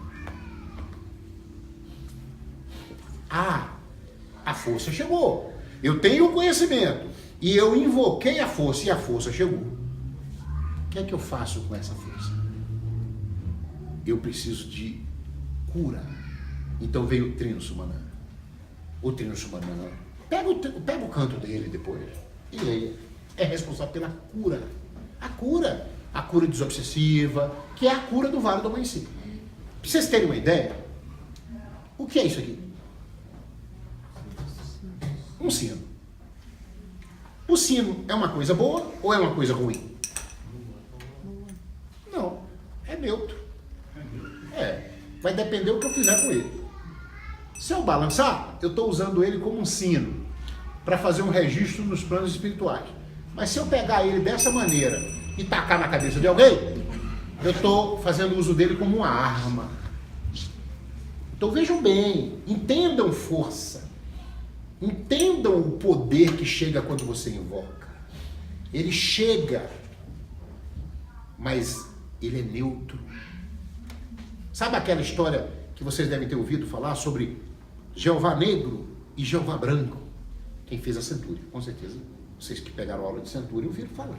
No Jeová branco e no Jeová negro. Nós temos que amar a Deus e ao demônio com a mesma intensidade, sabendo distinguir as suas forças. Nós não somos inimigos dos nossos irmãos menos esclarecidos. Então vejam bem, eu tenho conhecimento, eu invoco e a força chega. Agora, o que eu vou fazer com ela é que vai me dar continuidade ou não. Eu posso curar. Eu posso curar de uma maneira profana e posso curar com a permissão divina. Se você tem nesta encarnação um câncer no seu corpo, que é chamado dentro da nossa doutrina de um elítrio, e ele veio para te cobrar com a autorização divina, e eu vou num templo espírita que vende uma garrafada. Já ouviram falar em garrafadas? Aqui no Paraná não tem? Tem. Garrafada. Um chá de folha. Para quê? Para libertar daquele mal que está no meu corpo. Eu arranco aquele elítrio numa garrafada. Eu fiz uma cura. Mas pense, a sua encarnação foi em função daquele câncer. Você precisa conhecer a doutrina crística para você promover a cura daquele espírito que está enclausurado no ódio. Por isso ele veio como um câncer. Quem pode curar esse espírito é você. E ali você vai num trabalho de junção. Sabe o trabalho da junção? É um trabalho que nós temos no nossa doutrina exclusivo para a libertação de elítrios. Ali você pode receber grandes curas. Mas quando você se antecipa e vai na garrafada, por exemplo, você pode perder a sua encarnação. Não faz sentido mais você estar vivo. Eu prefiro ir ali porque ali eu estou curado.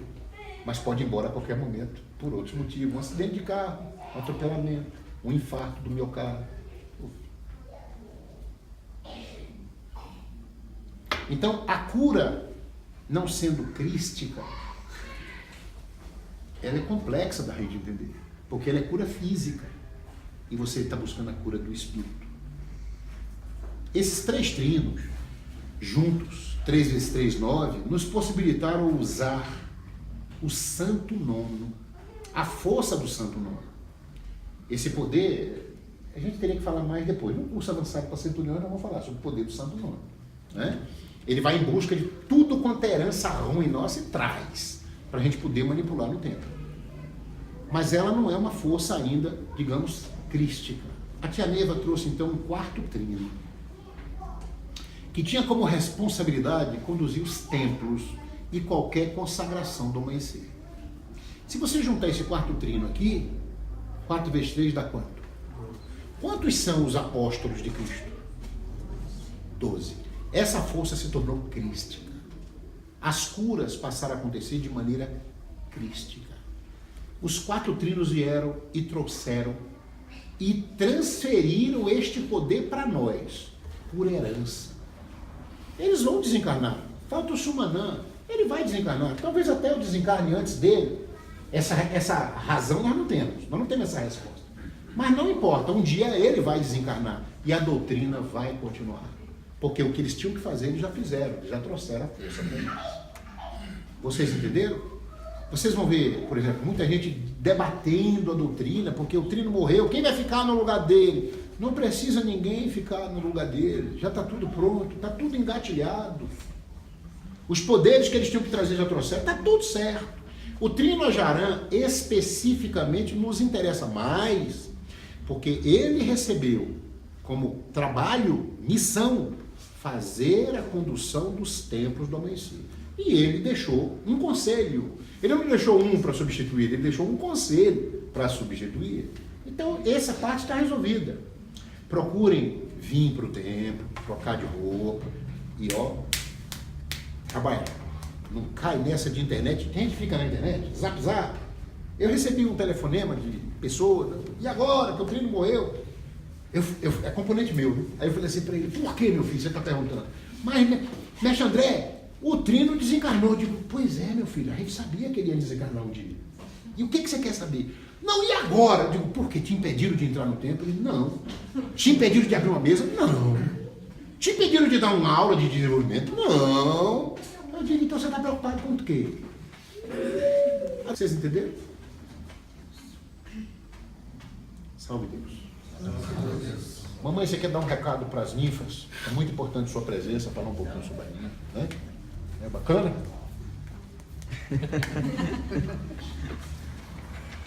Vocês querem fazer alguma pergunta para mim antes da mamãe levantar e falar um pouquinho sobre a missão das ninfas? E aí depois nós vamos encerrar.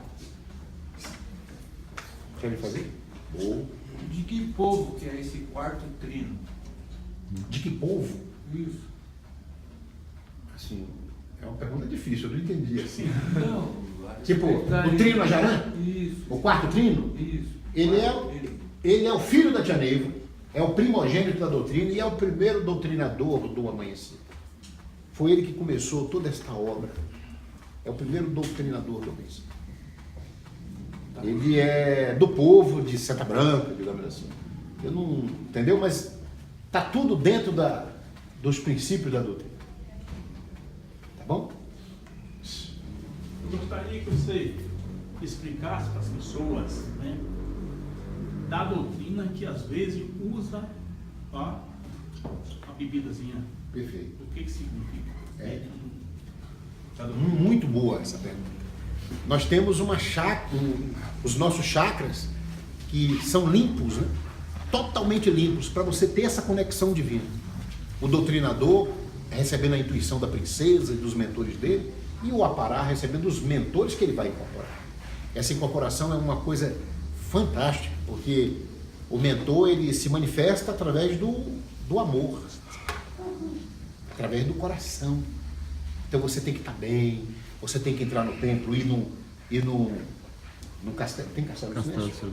Tem, no castelo do silêncio, sentar ali no cantinho, pelo menos 3 minutos, puder mais, um pouquinho melhor, mas no mínimo 3 minutos, se anodizar do sal, do perfume e sentar.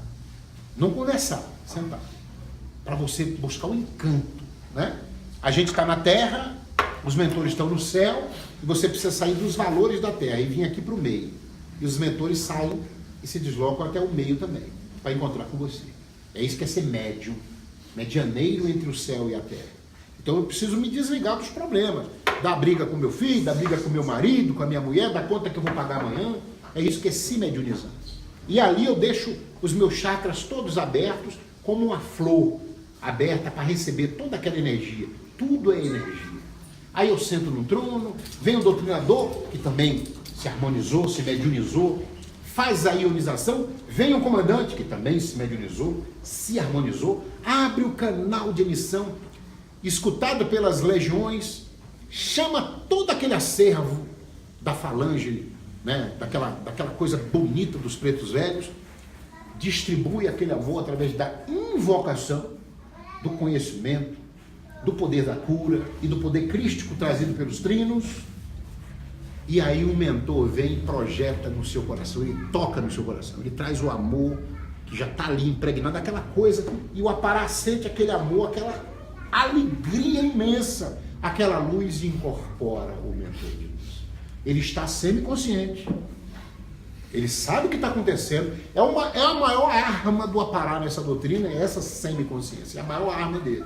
E muitas vezes é o maior dilema, porque ele gostaria que o mentor entrasse no corpo dele e apagasse ele. Não. Quando você se mediuniza, tudo vem. Mas você está ali, você está consciente, mas solta tudo. E o amor é a maior arma. Você começa a perceber que algo está errado quando o preto velho bronqueia, dá bronca. Aí você já sabe que não tem. Não confunda isso com a estrutura do aparelho. Às vezes a estrutura do aparelho é uma estrutura embrutecida. Ele é grandão, tem um vozeirão. Aí é outra coisa. Mas o amor, esse amor, ele chega muitas das vezes o aparar as lágrimas. Tamanho esse choque que o aparar, que o mentor põe ali. E aí faz a cura. O tempo passa, ele não vê. Ele é semiconsciente, mas o tempo passa, ele não vê. Ele não tem dor, ele não tem fome. É lindo. E quanto mais você entende isso, mais a sua incorporação. Aí você toma uma gota de álcool. Acabou. Acabou tudo. Acabou tudo. Esse mentor muitas vezes não consegue mais chegar na sua aura, nos seus chakras. É como uma bomba atômica no seu metabolismo, no seu corpo. Não é só o álcool. Qualquer alucinógeno, injetável ou não, qualquer tipo de coisa que você injete no seu corpo que venha a te trazer um transe, nesta doutrina iniciática, ela vai estragar toda a preparação. Você poderá chamar o seu adjunto, explicar para ele pedir para você ficar uma semana de molho, não atender paciente, não está escrito. Seu adjunto, você tem que se comunicar com o seu adjunto, se um dia acontecer. A sua pergunta foi muito importante, né, porque me dá a oportunidade de tocar nesse assunto. É o seu adjunto, que é o representante do ministro, que vai saber o que lhe dizer. Não tem punição, não tem uma cartilha escrita. Tem adjunto que suspende o cara por um mês. Ele bebe de novo, suspende por 3 meses. Ele bebe de novo, suspende por 1 ano. Né? Não tem essa matemática. Tem adjunto que não suspende, pede para ele assumir uma prisão. Mas a verdade que eu estou passando para vocês é que talvez, isso depende muito de cada um. Talvez não tenha volta. É muito complexo. Porque isso vem desde o juramento de quando chegaram aqueles 7 damos de força lá dentro do castelo iniciático. No caso do doutrinador, então, ele ingeriu a última gota simbolizada no suco de uva e quebrou a taça. Não foi, doutrinadores? E o Apará, ajoelhado, também diz, juro, né? Eu não posso falar muito sobre a iniciação, porque são as coisas lindas que vocês ainda vão passar. Tem uma turma que vai iniciar. Mas é lindo, é lindo. Então busque ser verdadeiro.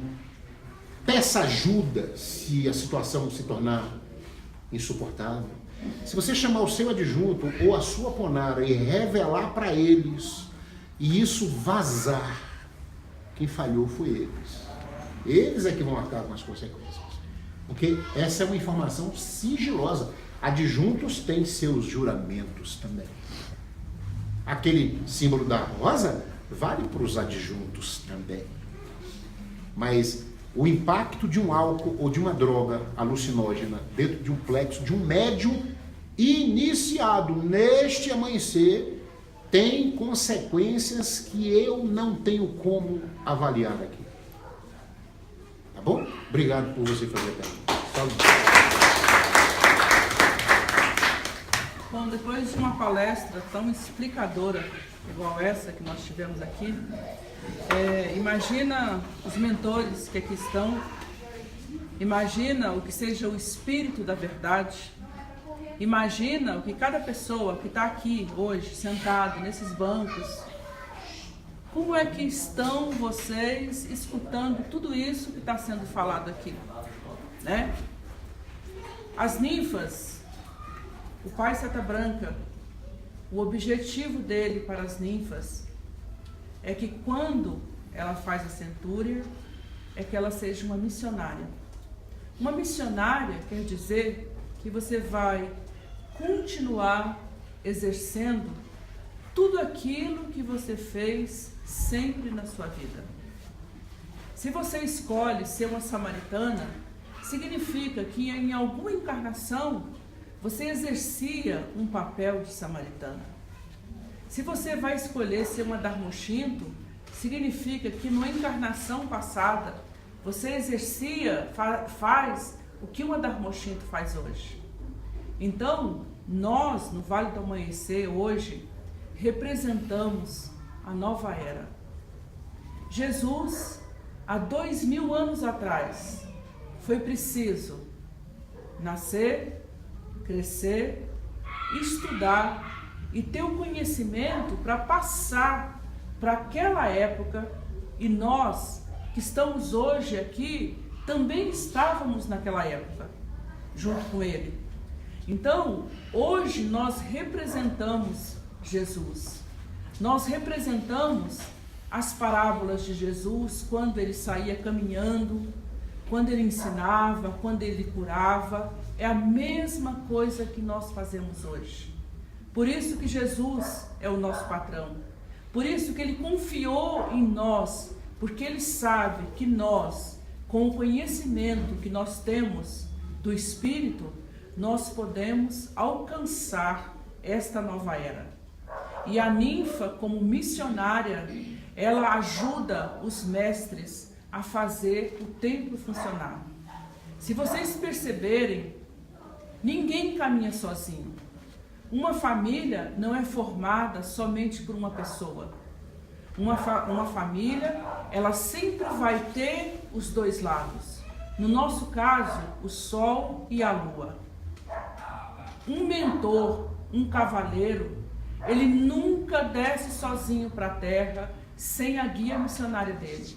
Então observa que sempre vai existir esses opostos. O sol, a lua, o amor, o ódio. Isso faz parte do universo. E quando nós entendemos isso, nós podemos nos posicionar, nós podemos saber aquilo que somos, aquilo que buscamos em cada trabalho e fazer coisas que a nossa mente não alcança. Que a gente hoje, nesse momento, com a palestra desse mestre, possamos ter essa visão. Não a visão do Templo de Pinhais, daqui, desse momento que vocês estão, da vida que vocês viveram até hoje. Que a mente de vocês possa expandir, chegar em todos os lugares, ultrapassar o Brasil, chegar aonde seja possível, para que vocês, sentados numa mesa, sentados num trono, fazendo uma cura, vocês realmente possam alcançar aquilo que Jesus quer da gente. Tá bom? Salve Deus.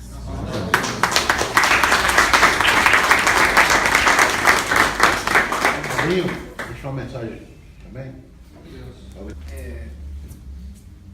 Continuando um pouco ainda no tema do álcool, né? E tentando ilustrar um pouco do que o mestre André nos disse, principalmente vou me dirigir mais à Janance, né? Imagine que você tem um parceiro, né? Que é o seu mentor. E esse mentor, ele tem que confiar plenamente naquele aparelho, né? Para que haja uma parceria saudável, sadia, né? Aí ele percebe que esse parceiro dele ingeriu álcool, se contaminou, ou injetou uma droga, não importa. Como que ele confia, né? Como ele vai continuar confiando nesse aparelho, sendo que a mensagem que ele traz do céu, ela poderá ser erroneamente interpretada e transmitida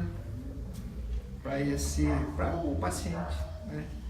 Então eu acredito que, partindo desse princípio, os ajanãs, principalmente aqueles que, porventura, né, se contaminarem, enfim, se autoavaliem, né, faça um exame de consciência e para que você possa dar a mensagem conforme a confiança do seu mentor. É uma via de mão dupla. Quando você confia no seu mentor, ele está ali do seu lado. Porque nós somos médiums. Então, se o mentor se afastar de mim, eu sou médium. Eu vou continuar recebendo espíritos. Mas quem é esse espírito que eu vou receber? Essa é a parte perigosa. É o meu mentor? Ou pode ser do Vale das Sombras? Enfim, não sabemos. Onde entra aí o doutrinador, que tem que estar atento na nossa incorporação, que tem que estar atento nos tronos, que tem que estar atento, enfim, nos trabalhos em que nós dependemos deles também. Então essa é a minha mensagem para vocês. Quer deixar também sua mensagem, meu velho? Aproveitar esse Agradecer, né, momento. mas é sempre bom estar agradecendo vocês esses momentos que a gente tem maravilhoso junto, né? Agora a gente está aqui no sul do mundo, né? Nunca a gente esteve tão próximo da doutrina que nem a gente está agora, né? Eu não sou um veterano da doutrina, né? Mas desde que eu tô aqui, desde branquinho, eu percebi que nunca a gente esteve tão próximo, assim, nunca a doutrina esteve tão forte aqui, sabe? E muita coisa vai vir boa, em nome de nosso Senhor Jesus Cristo. Salve Deus. Salve.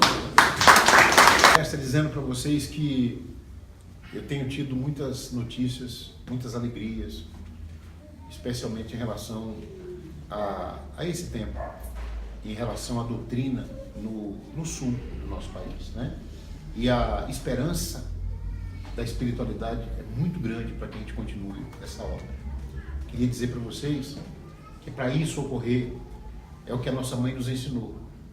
Eu, para estar aqui hoje, eu liguei para a maior autoridade desta casa e pedi a ele permissão para estar aqui. Vocês sabem quem é a maior autoridade desta casa? Hoje. É?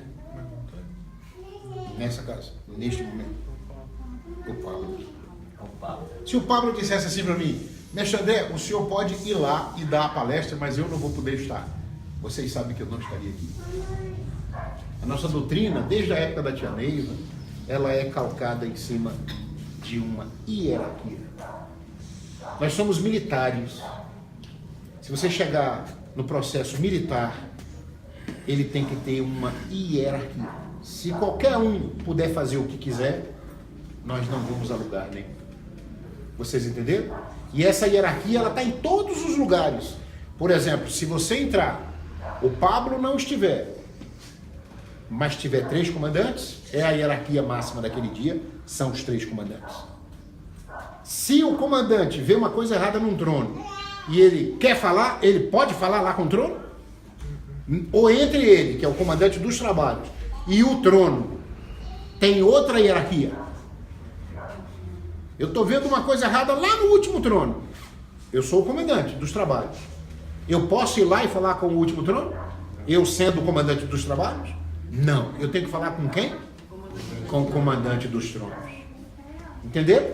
E o comandante dos tronos pode ir lá e falar com a entidade, salve Deus, vovó, a senhora não deveria... Ou ele tem que falar com outra hierarquia, a hierarquia dos tronos. Quem é a hierarquia dos tronos? O doutrinador. Vocês entenderam? É tudo pautado assim. Essa doutrina, ela é militarizada. A tia Neiva quem trouxe? Uma mulher, uma senhora, ela que trouxe todo esse processo.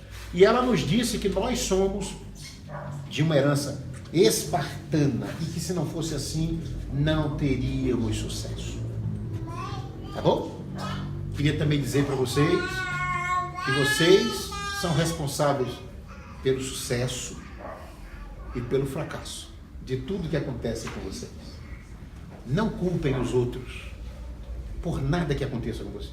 Coisas boas, você comemore. Coisas ruins, você aprenda, se modifique. Tá bom? Isso é muito importante nesta doutrina. Quantos trabalhos tem no Vale do Amanhecer? 75 trabalhos. Vocês aqui devem conhecer 10, 15, no máximo 25, porque o templo é evangélico, não é? falamos bem sobre o templo iniciático, né? Aí, quando achar que deve, quando o povo leigo achar que deve, vamos transformar o nosso templo num templo iniciático. Tá bom? Para a gente ter, eu não vou dizer os 75 trabalhos, mas que a gente possa chegar pelo menos ali nos 45, 50. São 75 trabalhos, nós conhecemos 15. Tá bom? Está faltando aqui um RAND, leito magnético, aramei, casamento, indução, alabar, trono milenar, sessão branca, angical. Meu Pai do céu. Bom, e é só a gente estar unido nessa força. Então, por isso, por termos 75 trabalhos, não faz sentido nenhum fazermos trabalhos especiais. Não existem trabalhos especiais. São 75 trabalhos. Se 75 trabalhos não resolver, não vai ser um trabalhozinho especial, criado pela minha mente, que vai resolver. Tá bom? Eu falo assim porque o Pablo é um que sempre me liga. Mas André, eu tive uma situação assim, eu poderia fazer o quê? Ou seja, ele não inventa. E os adjuntos que conseguem fazer esse, ou que têm esse pensamento, conseguem ter uma vida reta, como disse o padrinho, inclusive com os mentores permanecendo ao nosso lado. Tá bom? Nossos mentores têm um compromisso com quem? Conosco ou com Deus? Com Deus. Nós somos, como disse o padrinho, parceiros. Mas na hora que eu falho, eles são razão. Eles continuam nos amando, mas eles vão embora. Eu vou encerrar contando só uma. Num trabalho de retiro. Saiu do retiro, foi para casa, sentou no sofá e desencarnou. Aquilo deixou o presidente da casa muito triste. Ele esperou um tempo, teve a bênção do Pai Santa Branca no templo, que ele era o presidente. E ele perguntou para o Pai Santa Branca: Pai Santa Branca, me responda, por que aquele Ajanã desencarnou aquele dia, naquele retiro? E o Pai Santa Branca disse: meu filho, o ministro da casa vai te responder. E ele pensou, olha, com essa história eu vou responder sobre hierarquia também.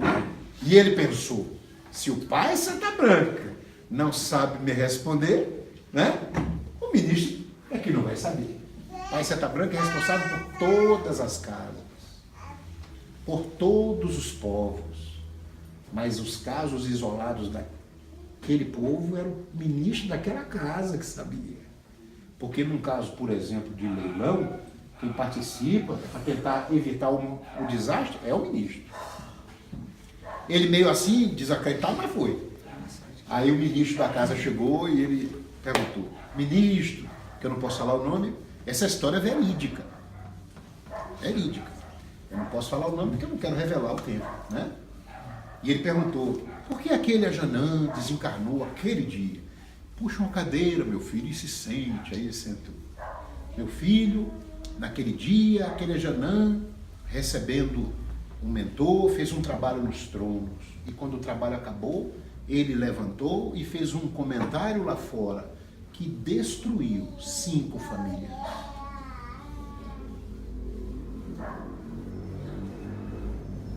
Não era a primeira vez, meu filho. O preto velho dele subiu, não quis mais se responsabilizar por ele. E ele foi recolhido aos planos espirituais. Pensem na seriedade desta doutrina. Por mais que aquele preto velho amasse aquele filho, ele cometeu muitas falhas. Aquela não era a primeira, mas destruir 5 famílias foi o limite que ele pôde chegar. O preto velho lavou as mãos. E isso pode acontecer com qualquer um de nós. Se eu não cuidar da minha conduta, eu posso estar emitindo adjuvando, eu adjunto adjuvando e o ministro adjuvando e ir embora, porque o compromisso dele é com Deus. Ele continua me amando lá de cima, mas não tem mais ministro adjuvando na terra projetando para mim. vocês, para terem os mentores que são representantes na Terra, tem que se preocupar muito com a conduta. Diga, meu mestre.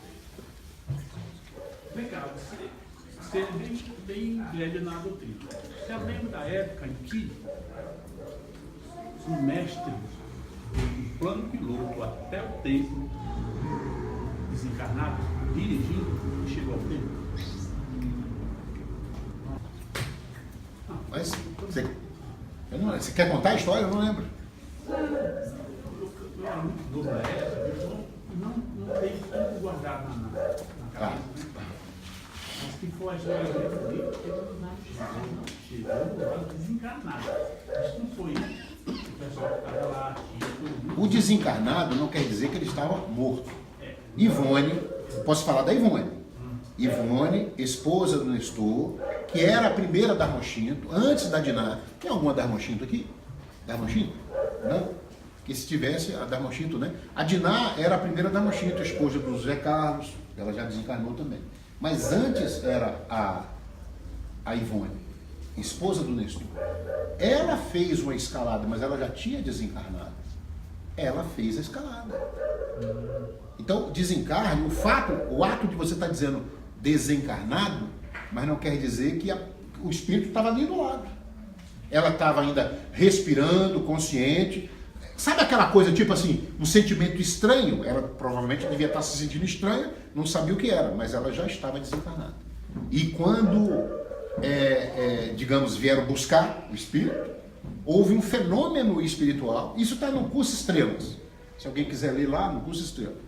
De uma estrela ter se deslocado no céu. Foi um fenômeno físico que todo mundo viu. E a tia Neiva falou que era Ivone. Então, assim, esse caso eu posso falar. Então, talvez essa história que chegou para você, não é que ele estava dirigindo e morto, com os olhos fechados. Não, ele estava desencarnado. Mas ele estava no reflexo da consciência dele. O desencarne, mestre, é outra aula que a gente poderia falar aqui sobre o desencarne. Porque, tá bom? Vamos deixar para um outro momento. Meus irmãos, salve Deus. Vamos fazer um trabalho de contagem, em benefício de todos nós, especialmente também em benefício do nosso mestre Marcos, e a gente poder emanar essa energia até lá. E também para o Marcelo. Salve Deus. Salve Deus. Jesus divino e amado mestre, nesta hora bendita, meu Pai, aqui estamos, reunidos em teu santo nome, e te pedimos que nos conceda a realização deste trabalho, desta contagem. Salve Deus, ministro Leiro, pedimos a sua permissão. Salve Deus. Eu, Jaguar Mestre Luz, da falange de Cruzada, povo de Carapuana, na ordem do ministro Oniban, na regência do Trino Ajarã, eu, adjunto a Juvano, com a Thaís 108, herdeiro Triada Arpázios, sétimo raio adjuração, Arcanos, Rama 2000, mestre André Luiz, presidente do Amanhecer, de Itapecerica da Serra, São Paulo, com os poderes de Olorum na linha deste amanhecer, tenho meu Deus e ministro Obatalá, que me rege e me guarda no caminho desta jornada. Acabo de receber de Deus Pai Todo-Poderoso, na minha legião, o título de mestre e instrutor universal das três forças ligadas aos poderes deste amanhecer. Subi ao reino de Jurema e estou na continuação desta jornada para o terceiro milênio. Emite Jesus, desde que as forças se desloquem até o meu plexo. Sou um cavaleiro verde, cavaleiro especial. Venho na força decrescente do primeiro cavaleiro da lança, Fagarezo Verde Randier, // Reino Central, Torno Reile, na esperança de alimentar o meu sol interior, na grandeza que me fez cavaleiro do turno Ajouros, partirei nos três reinos de minha natureza, com /0 do meu terceiro sétimo, no quinto ciclo iniciático seguirei sempre com /0 /X, /x // em Cristo Jesus. Salve Deus. Ó Jesus, esta é a hora precisa da individualidade. Eu sou aquele cavaleiro especial que um dia tombou pela força irredutível do meu triste pensamento. Arrependido, atravessei mares, terras e espaço, em busca de tua compreensão, e pela missão me confiaste. Sou aquele cavaleiro, Jesus, porém que ora sabe o que quer. Quero a ti, Jesus querido, com os poderes de meu Pai Celestial, que estás no céu. São vidas com destinos iguais, são laços de amor que nos impulsam para um mundo melhor, a nova era. A felicidade dos povos na cura desobsessiva é o que vivemos. Sou cavaleiro especial, sou jaguar, trabalhando em busca de minhas heranças transcendentais, que fortalecem o meu sol interior, fazendo-me este poder decrescente iniciático da cura do plexo físico. E em teu santo nome partirei sempre com /0// em Cristo Jesus. Salve Deus. Mestres aparás que estão na sintonia e na vibração desta contagem, fique de pé. Mentalizem, meus irmãos, a nossa estrela candente de Itapecerica da Serra, São Paulo. O segundo templo Leiro, o segundo templo Felux. Que possamos também ajudar com nossas vibrações a construção de todos aqueles que lá estão lutando pela conservação e manutenção daquela área.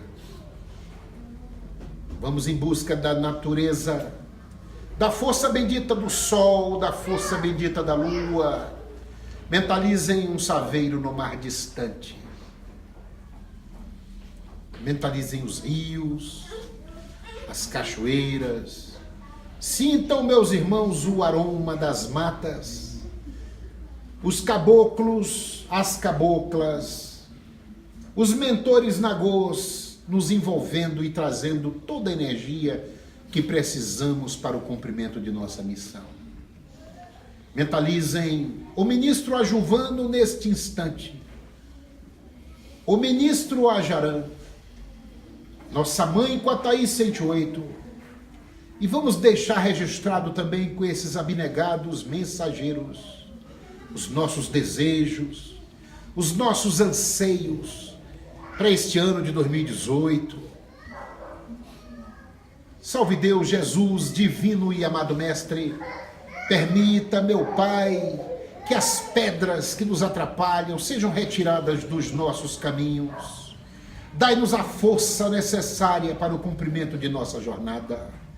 Que estas correntes negativas que pairam sobre nossa cabeça nesse instante possam ser encaminhadas aos mundos encantados de Deus Pai Todo-Poderoso. Divino Araquém, raio poderoso de luz, nos alcance e nos ilumine nesta contagem. Salve Deus, povo de Cachoeiras, salve Deus, sereias de Iemanjá. Ninfas do céu e da terra. Esses doutrinadores que quiserem podem se sentar. Vamos neste instante, meus irmãos, elevar a nossa mente até Jesus e pedir a feliz oportunidade desta contagem em nosso benefício, em benefício de nossas vidas, de nossas jornadas. Vamos pedir que os cavaleiros verdes, os cavaleiros de Oxóssi, possam nos acompanhar em pensamento, com suas redes magnéticas, fazendo a limpeza e promovendo as curas por onde o nosso pensamento conseguir alcançar. Mentalizem neste instante, meus irmãos, os vossos lares, as vossas oficinas de trabalho, os vossos entes queridos. A presença de todos, podem descansar vossos aparelhos. mestres aparás que puderem podem se sentar, doutrinadores, fiquemos todos de pé. Vamos fazer em conjunto, aparás e doutrinadores, nossa prece. Salve Deus.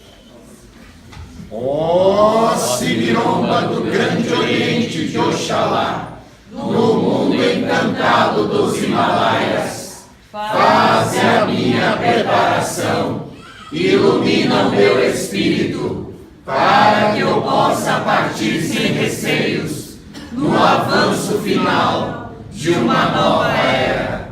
Faze em mim a verdadeira força do jaguar.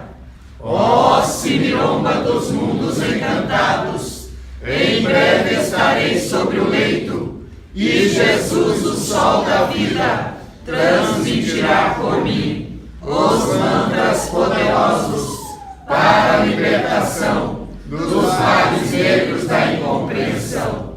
Ó Senhor, partirei contigo, nada temerei. Doutrinadores. Ó Batalá, ó Batalá, entrego neste instante mais esta ovelha para o teu redil. Ó Batalá, ó Batalá, entrego neste instante mais esta ovelha para o teu redil. Ó Batalá, ó Batalá, entrego neste instante mais esta ovelha para o teu redil. Em nome do Pai, do Filho e do Espírito, salve Deus. Meus irmãos, eu agradeço a todos, estão liberados, boa sorte, que Jesus possa iluminar o caminho de vocês.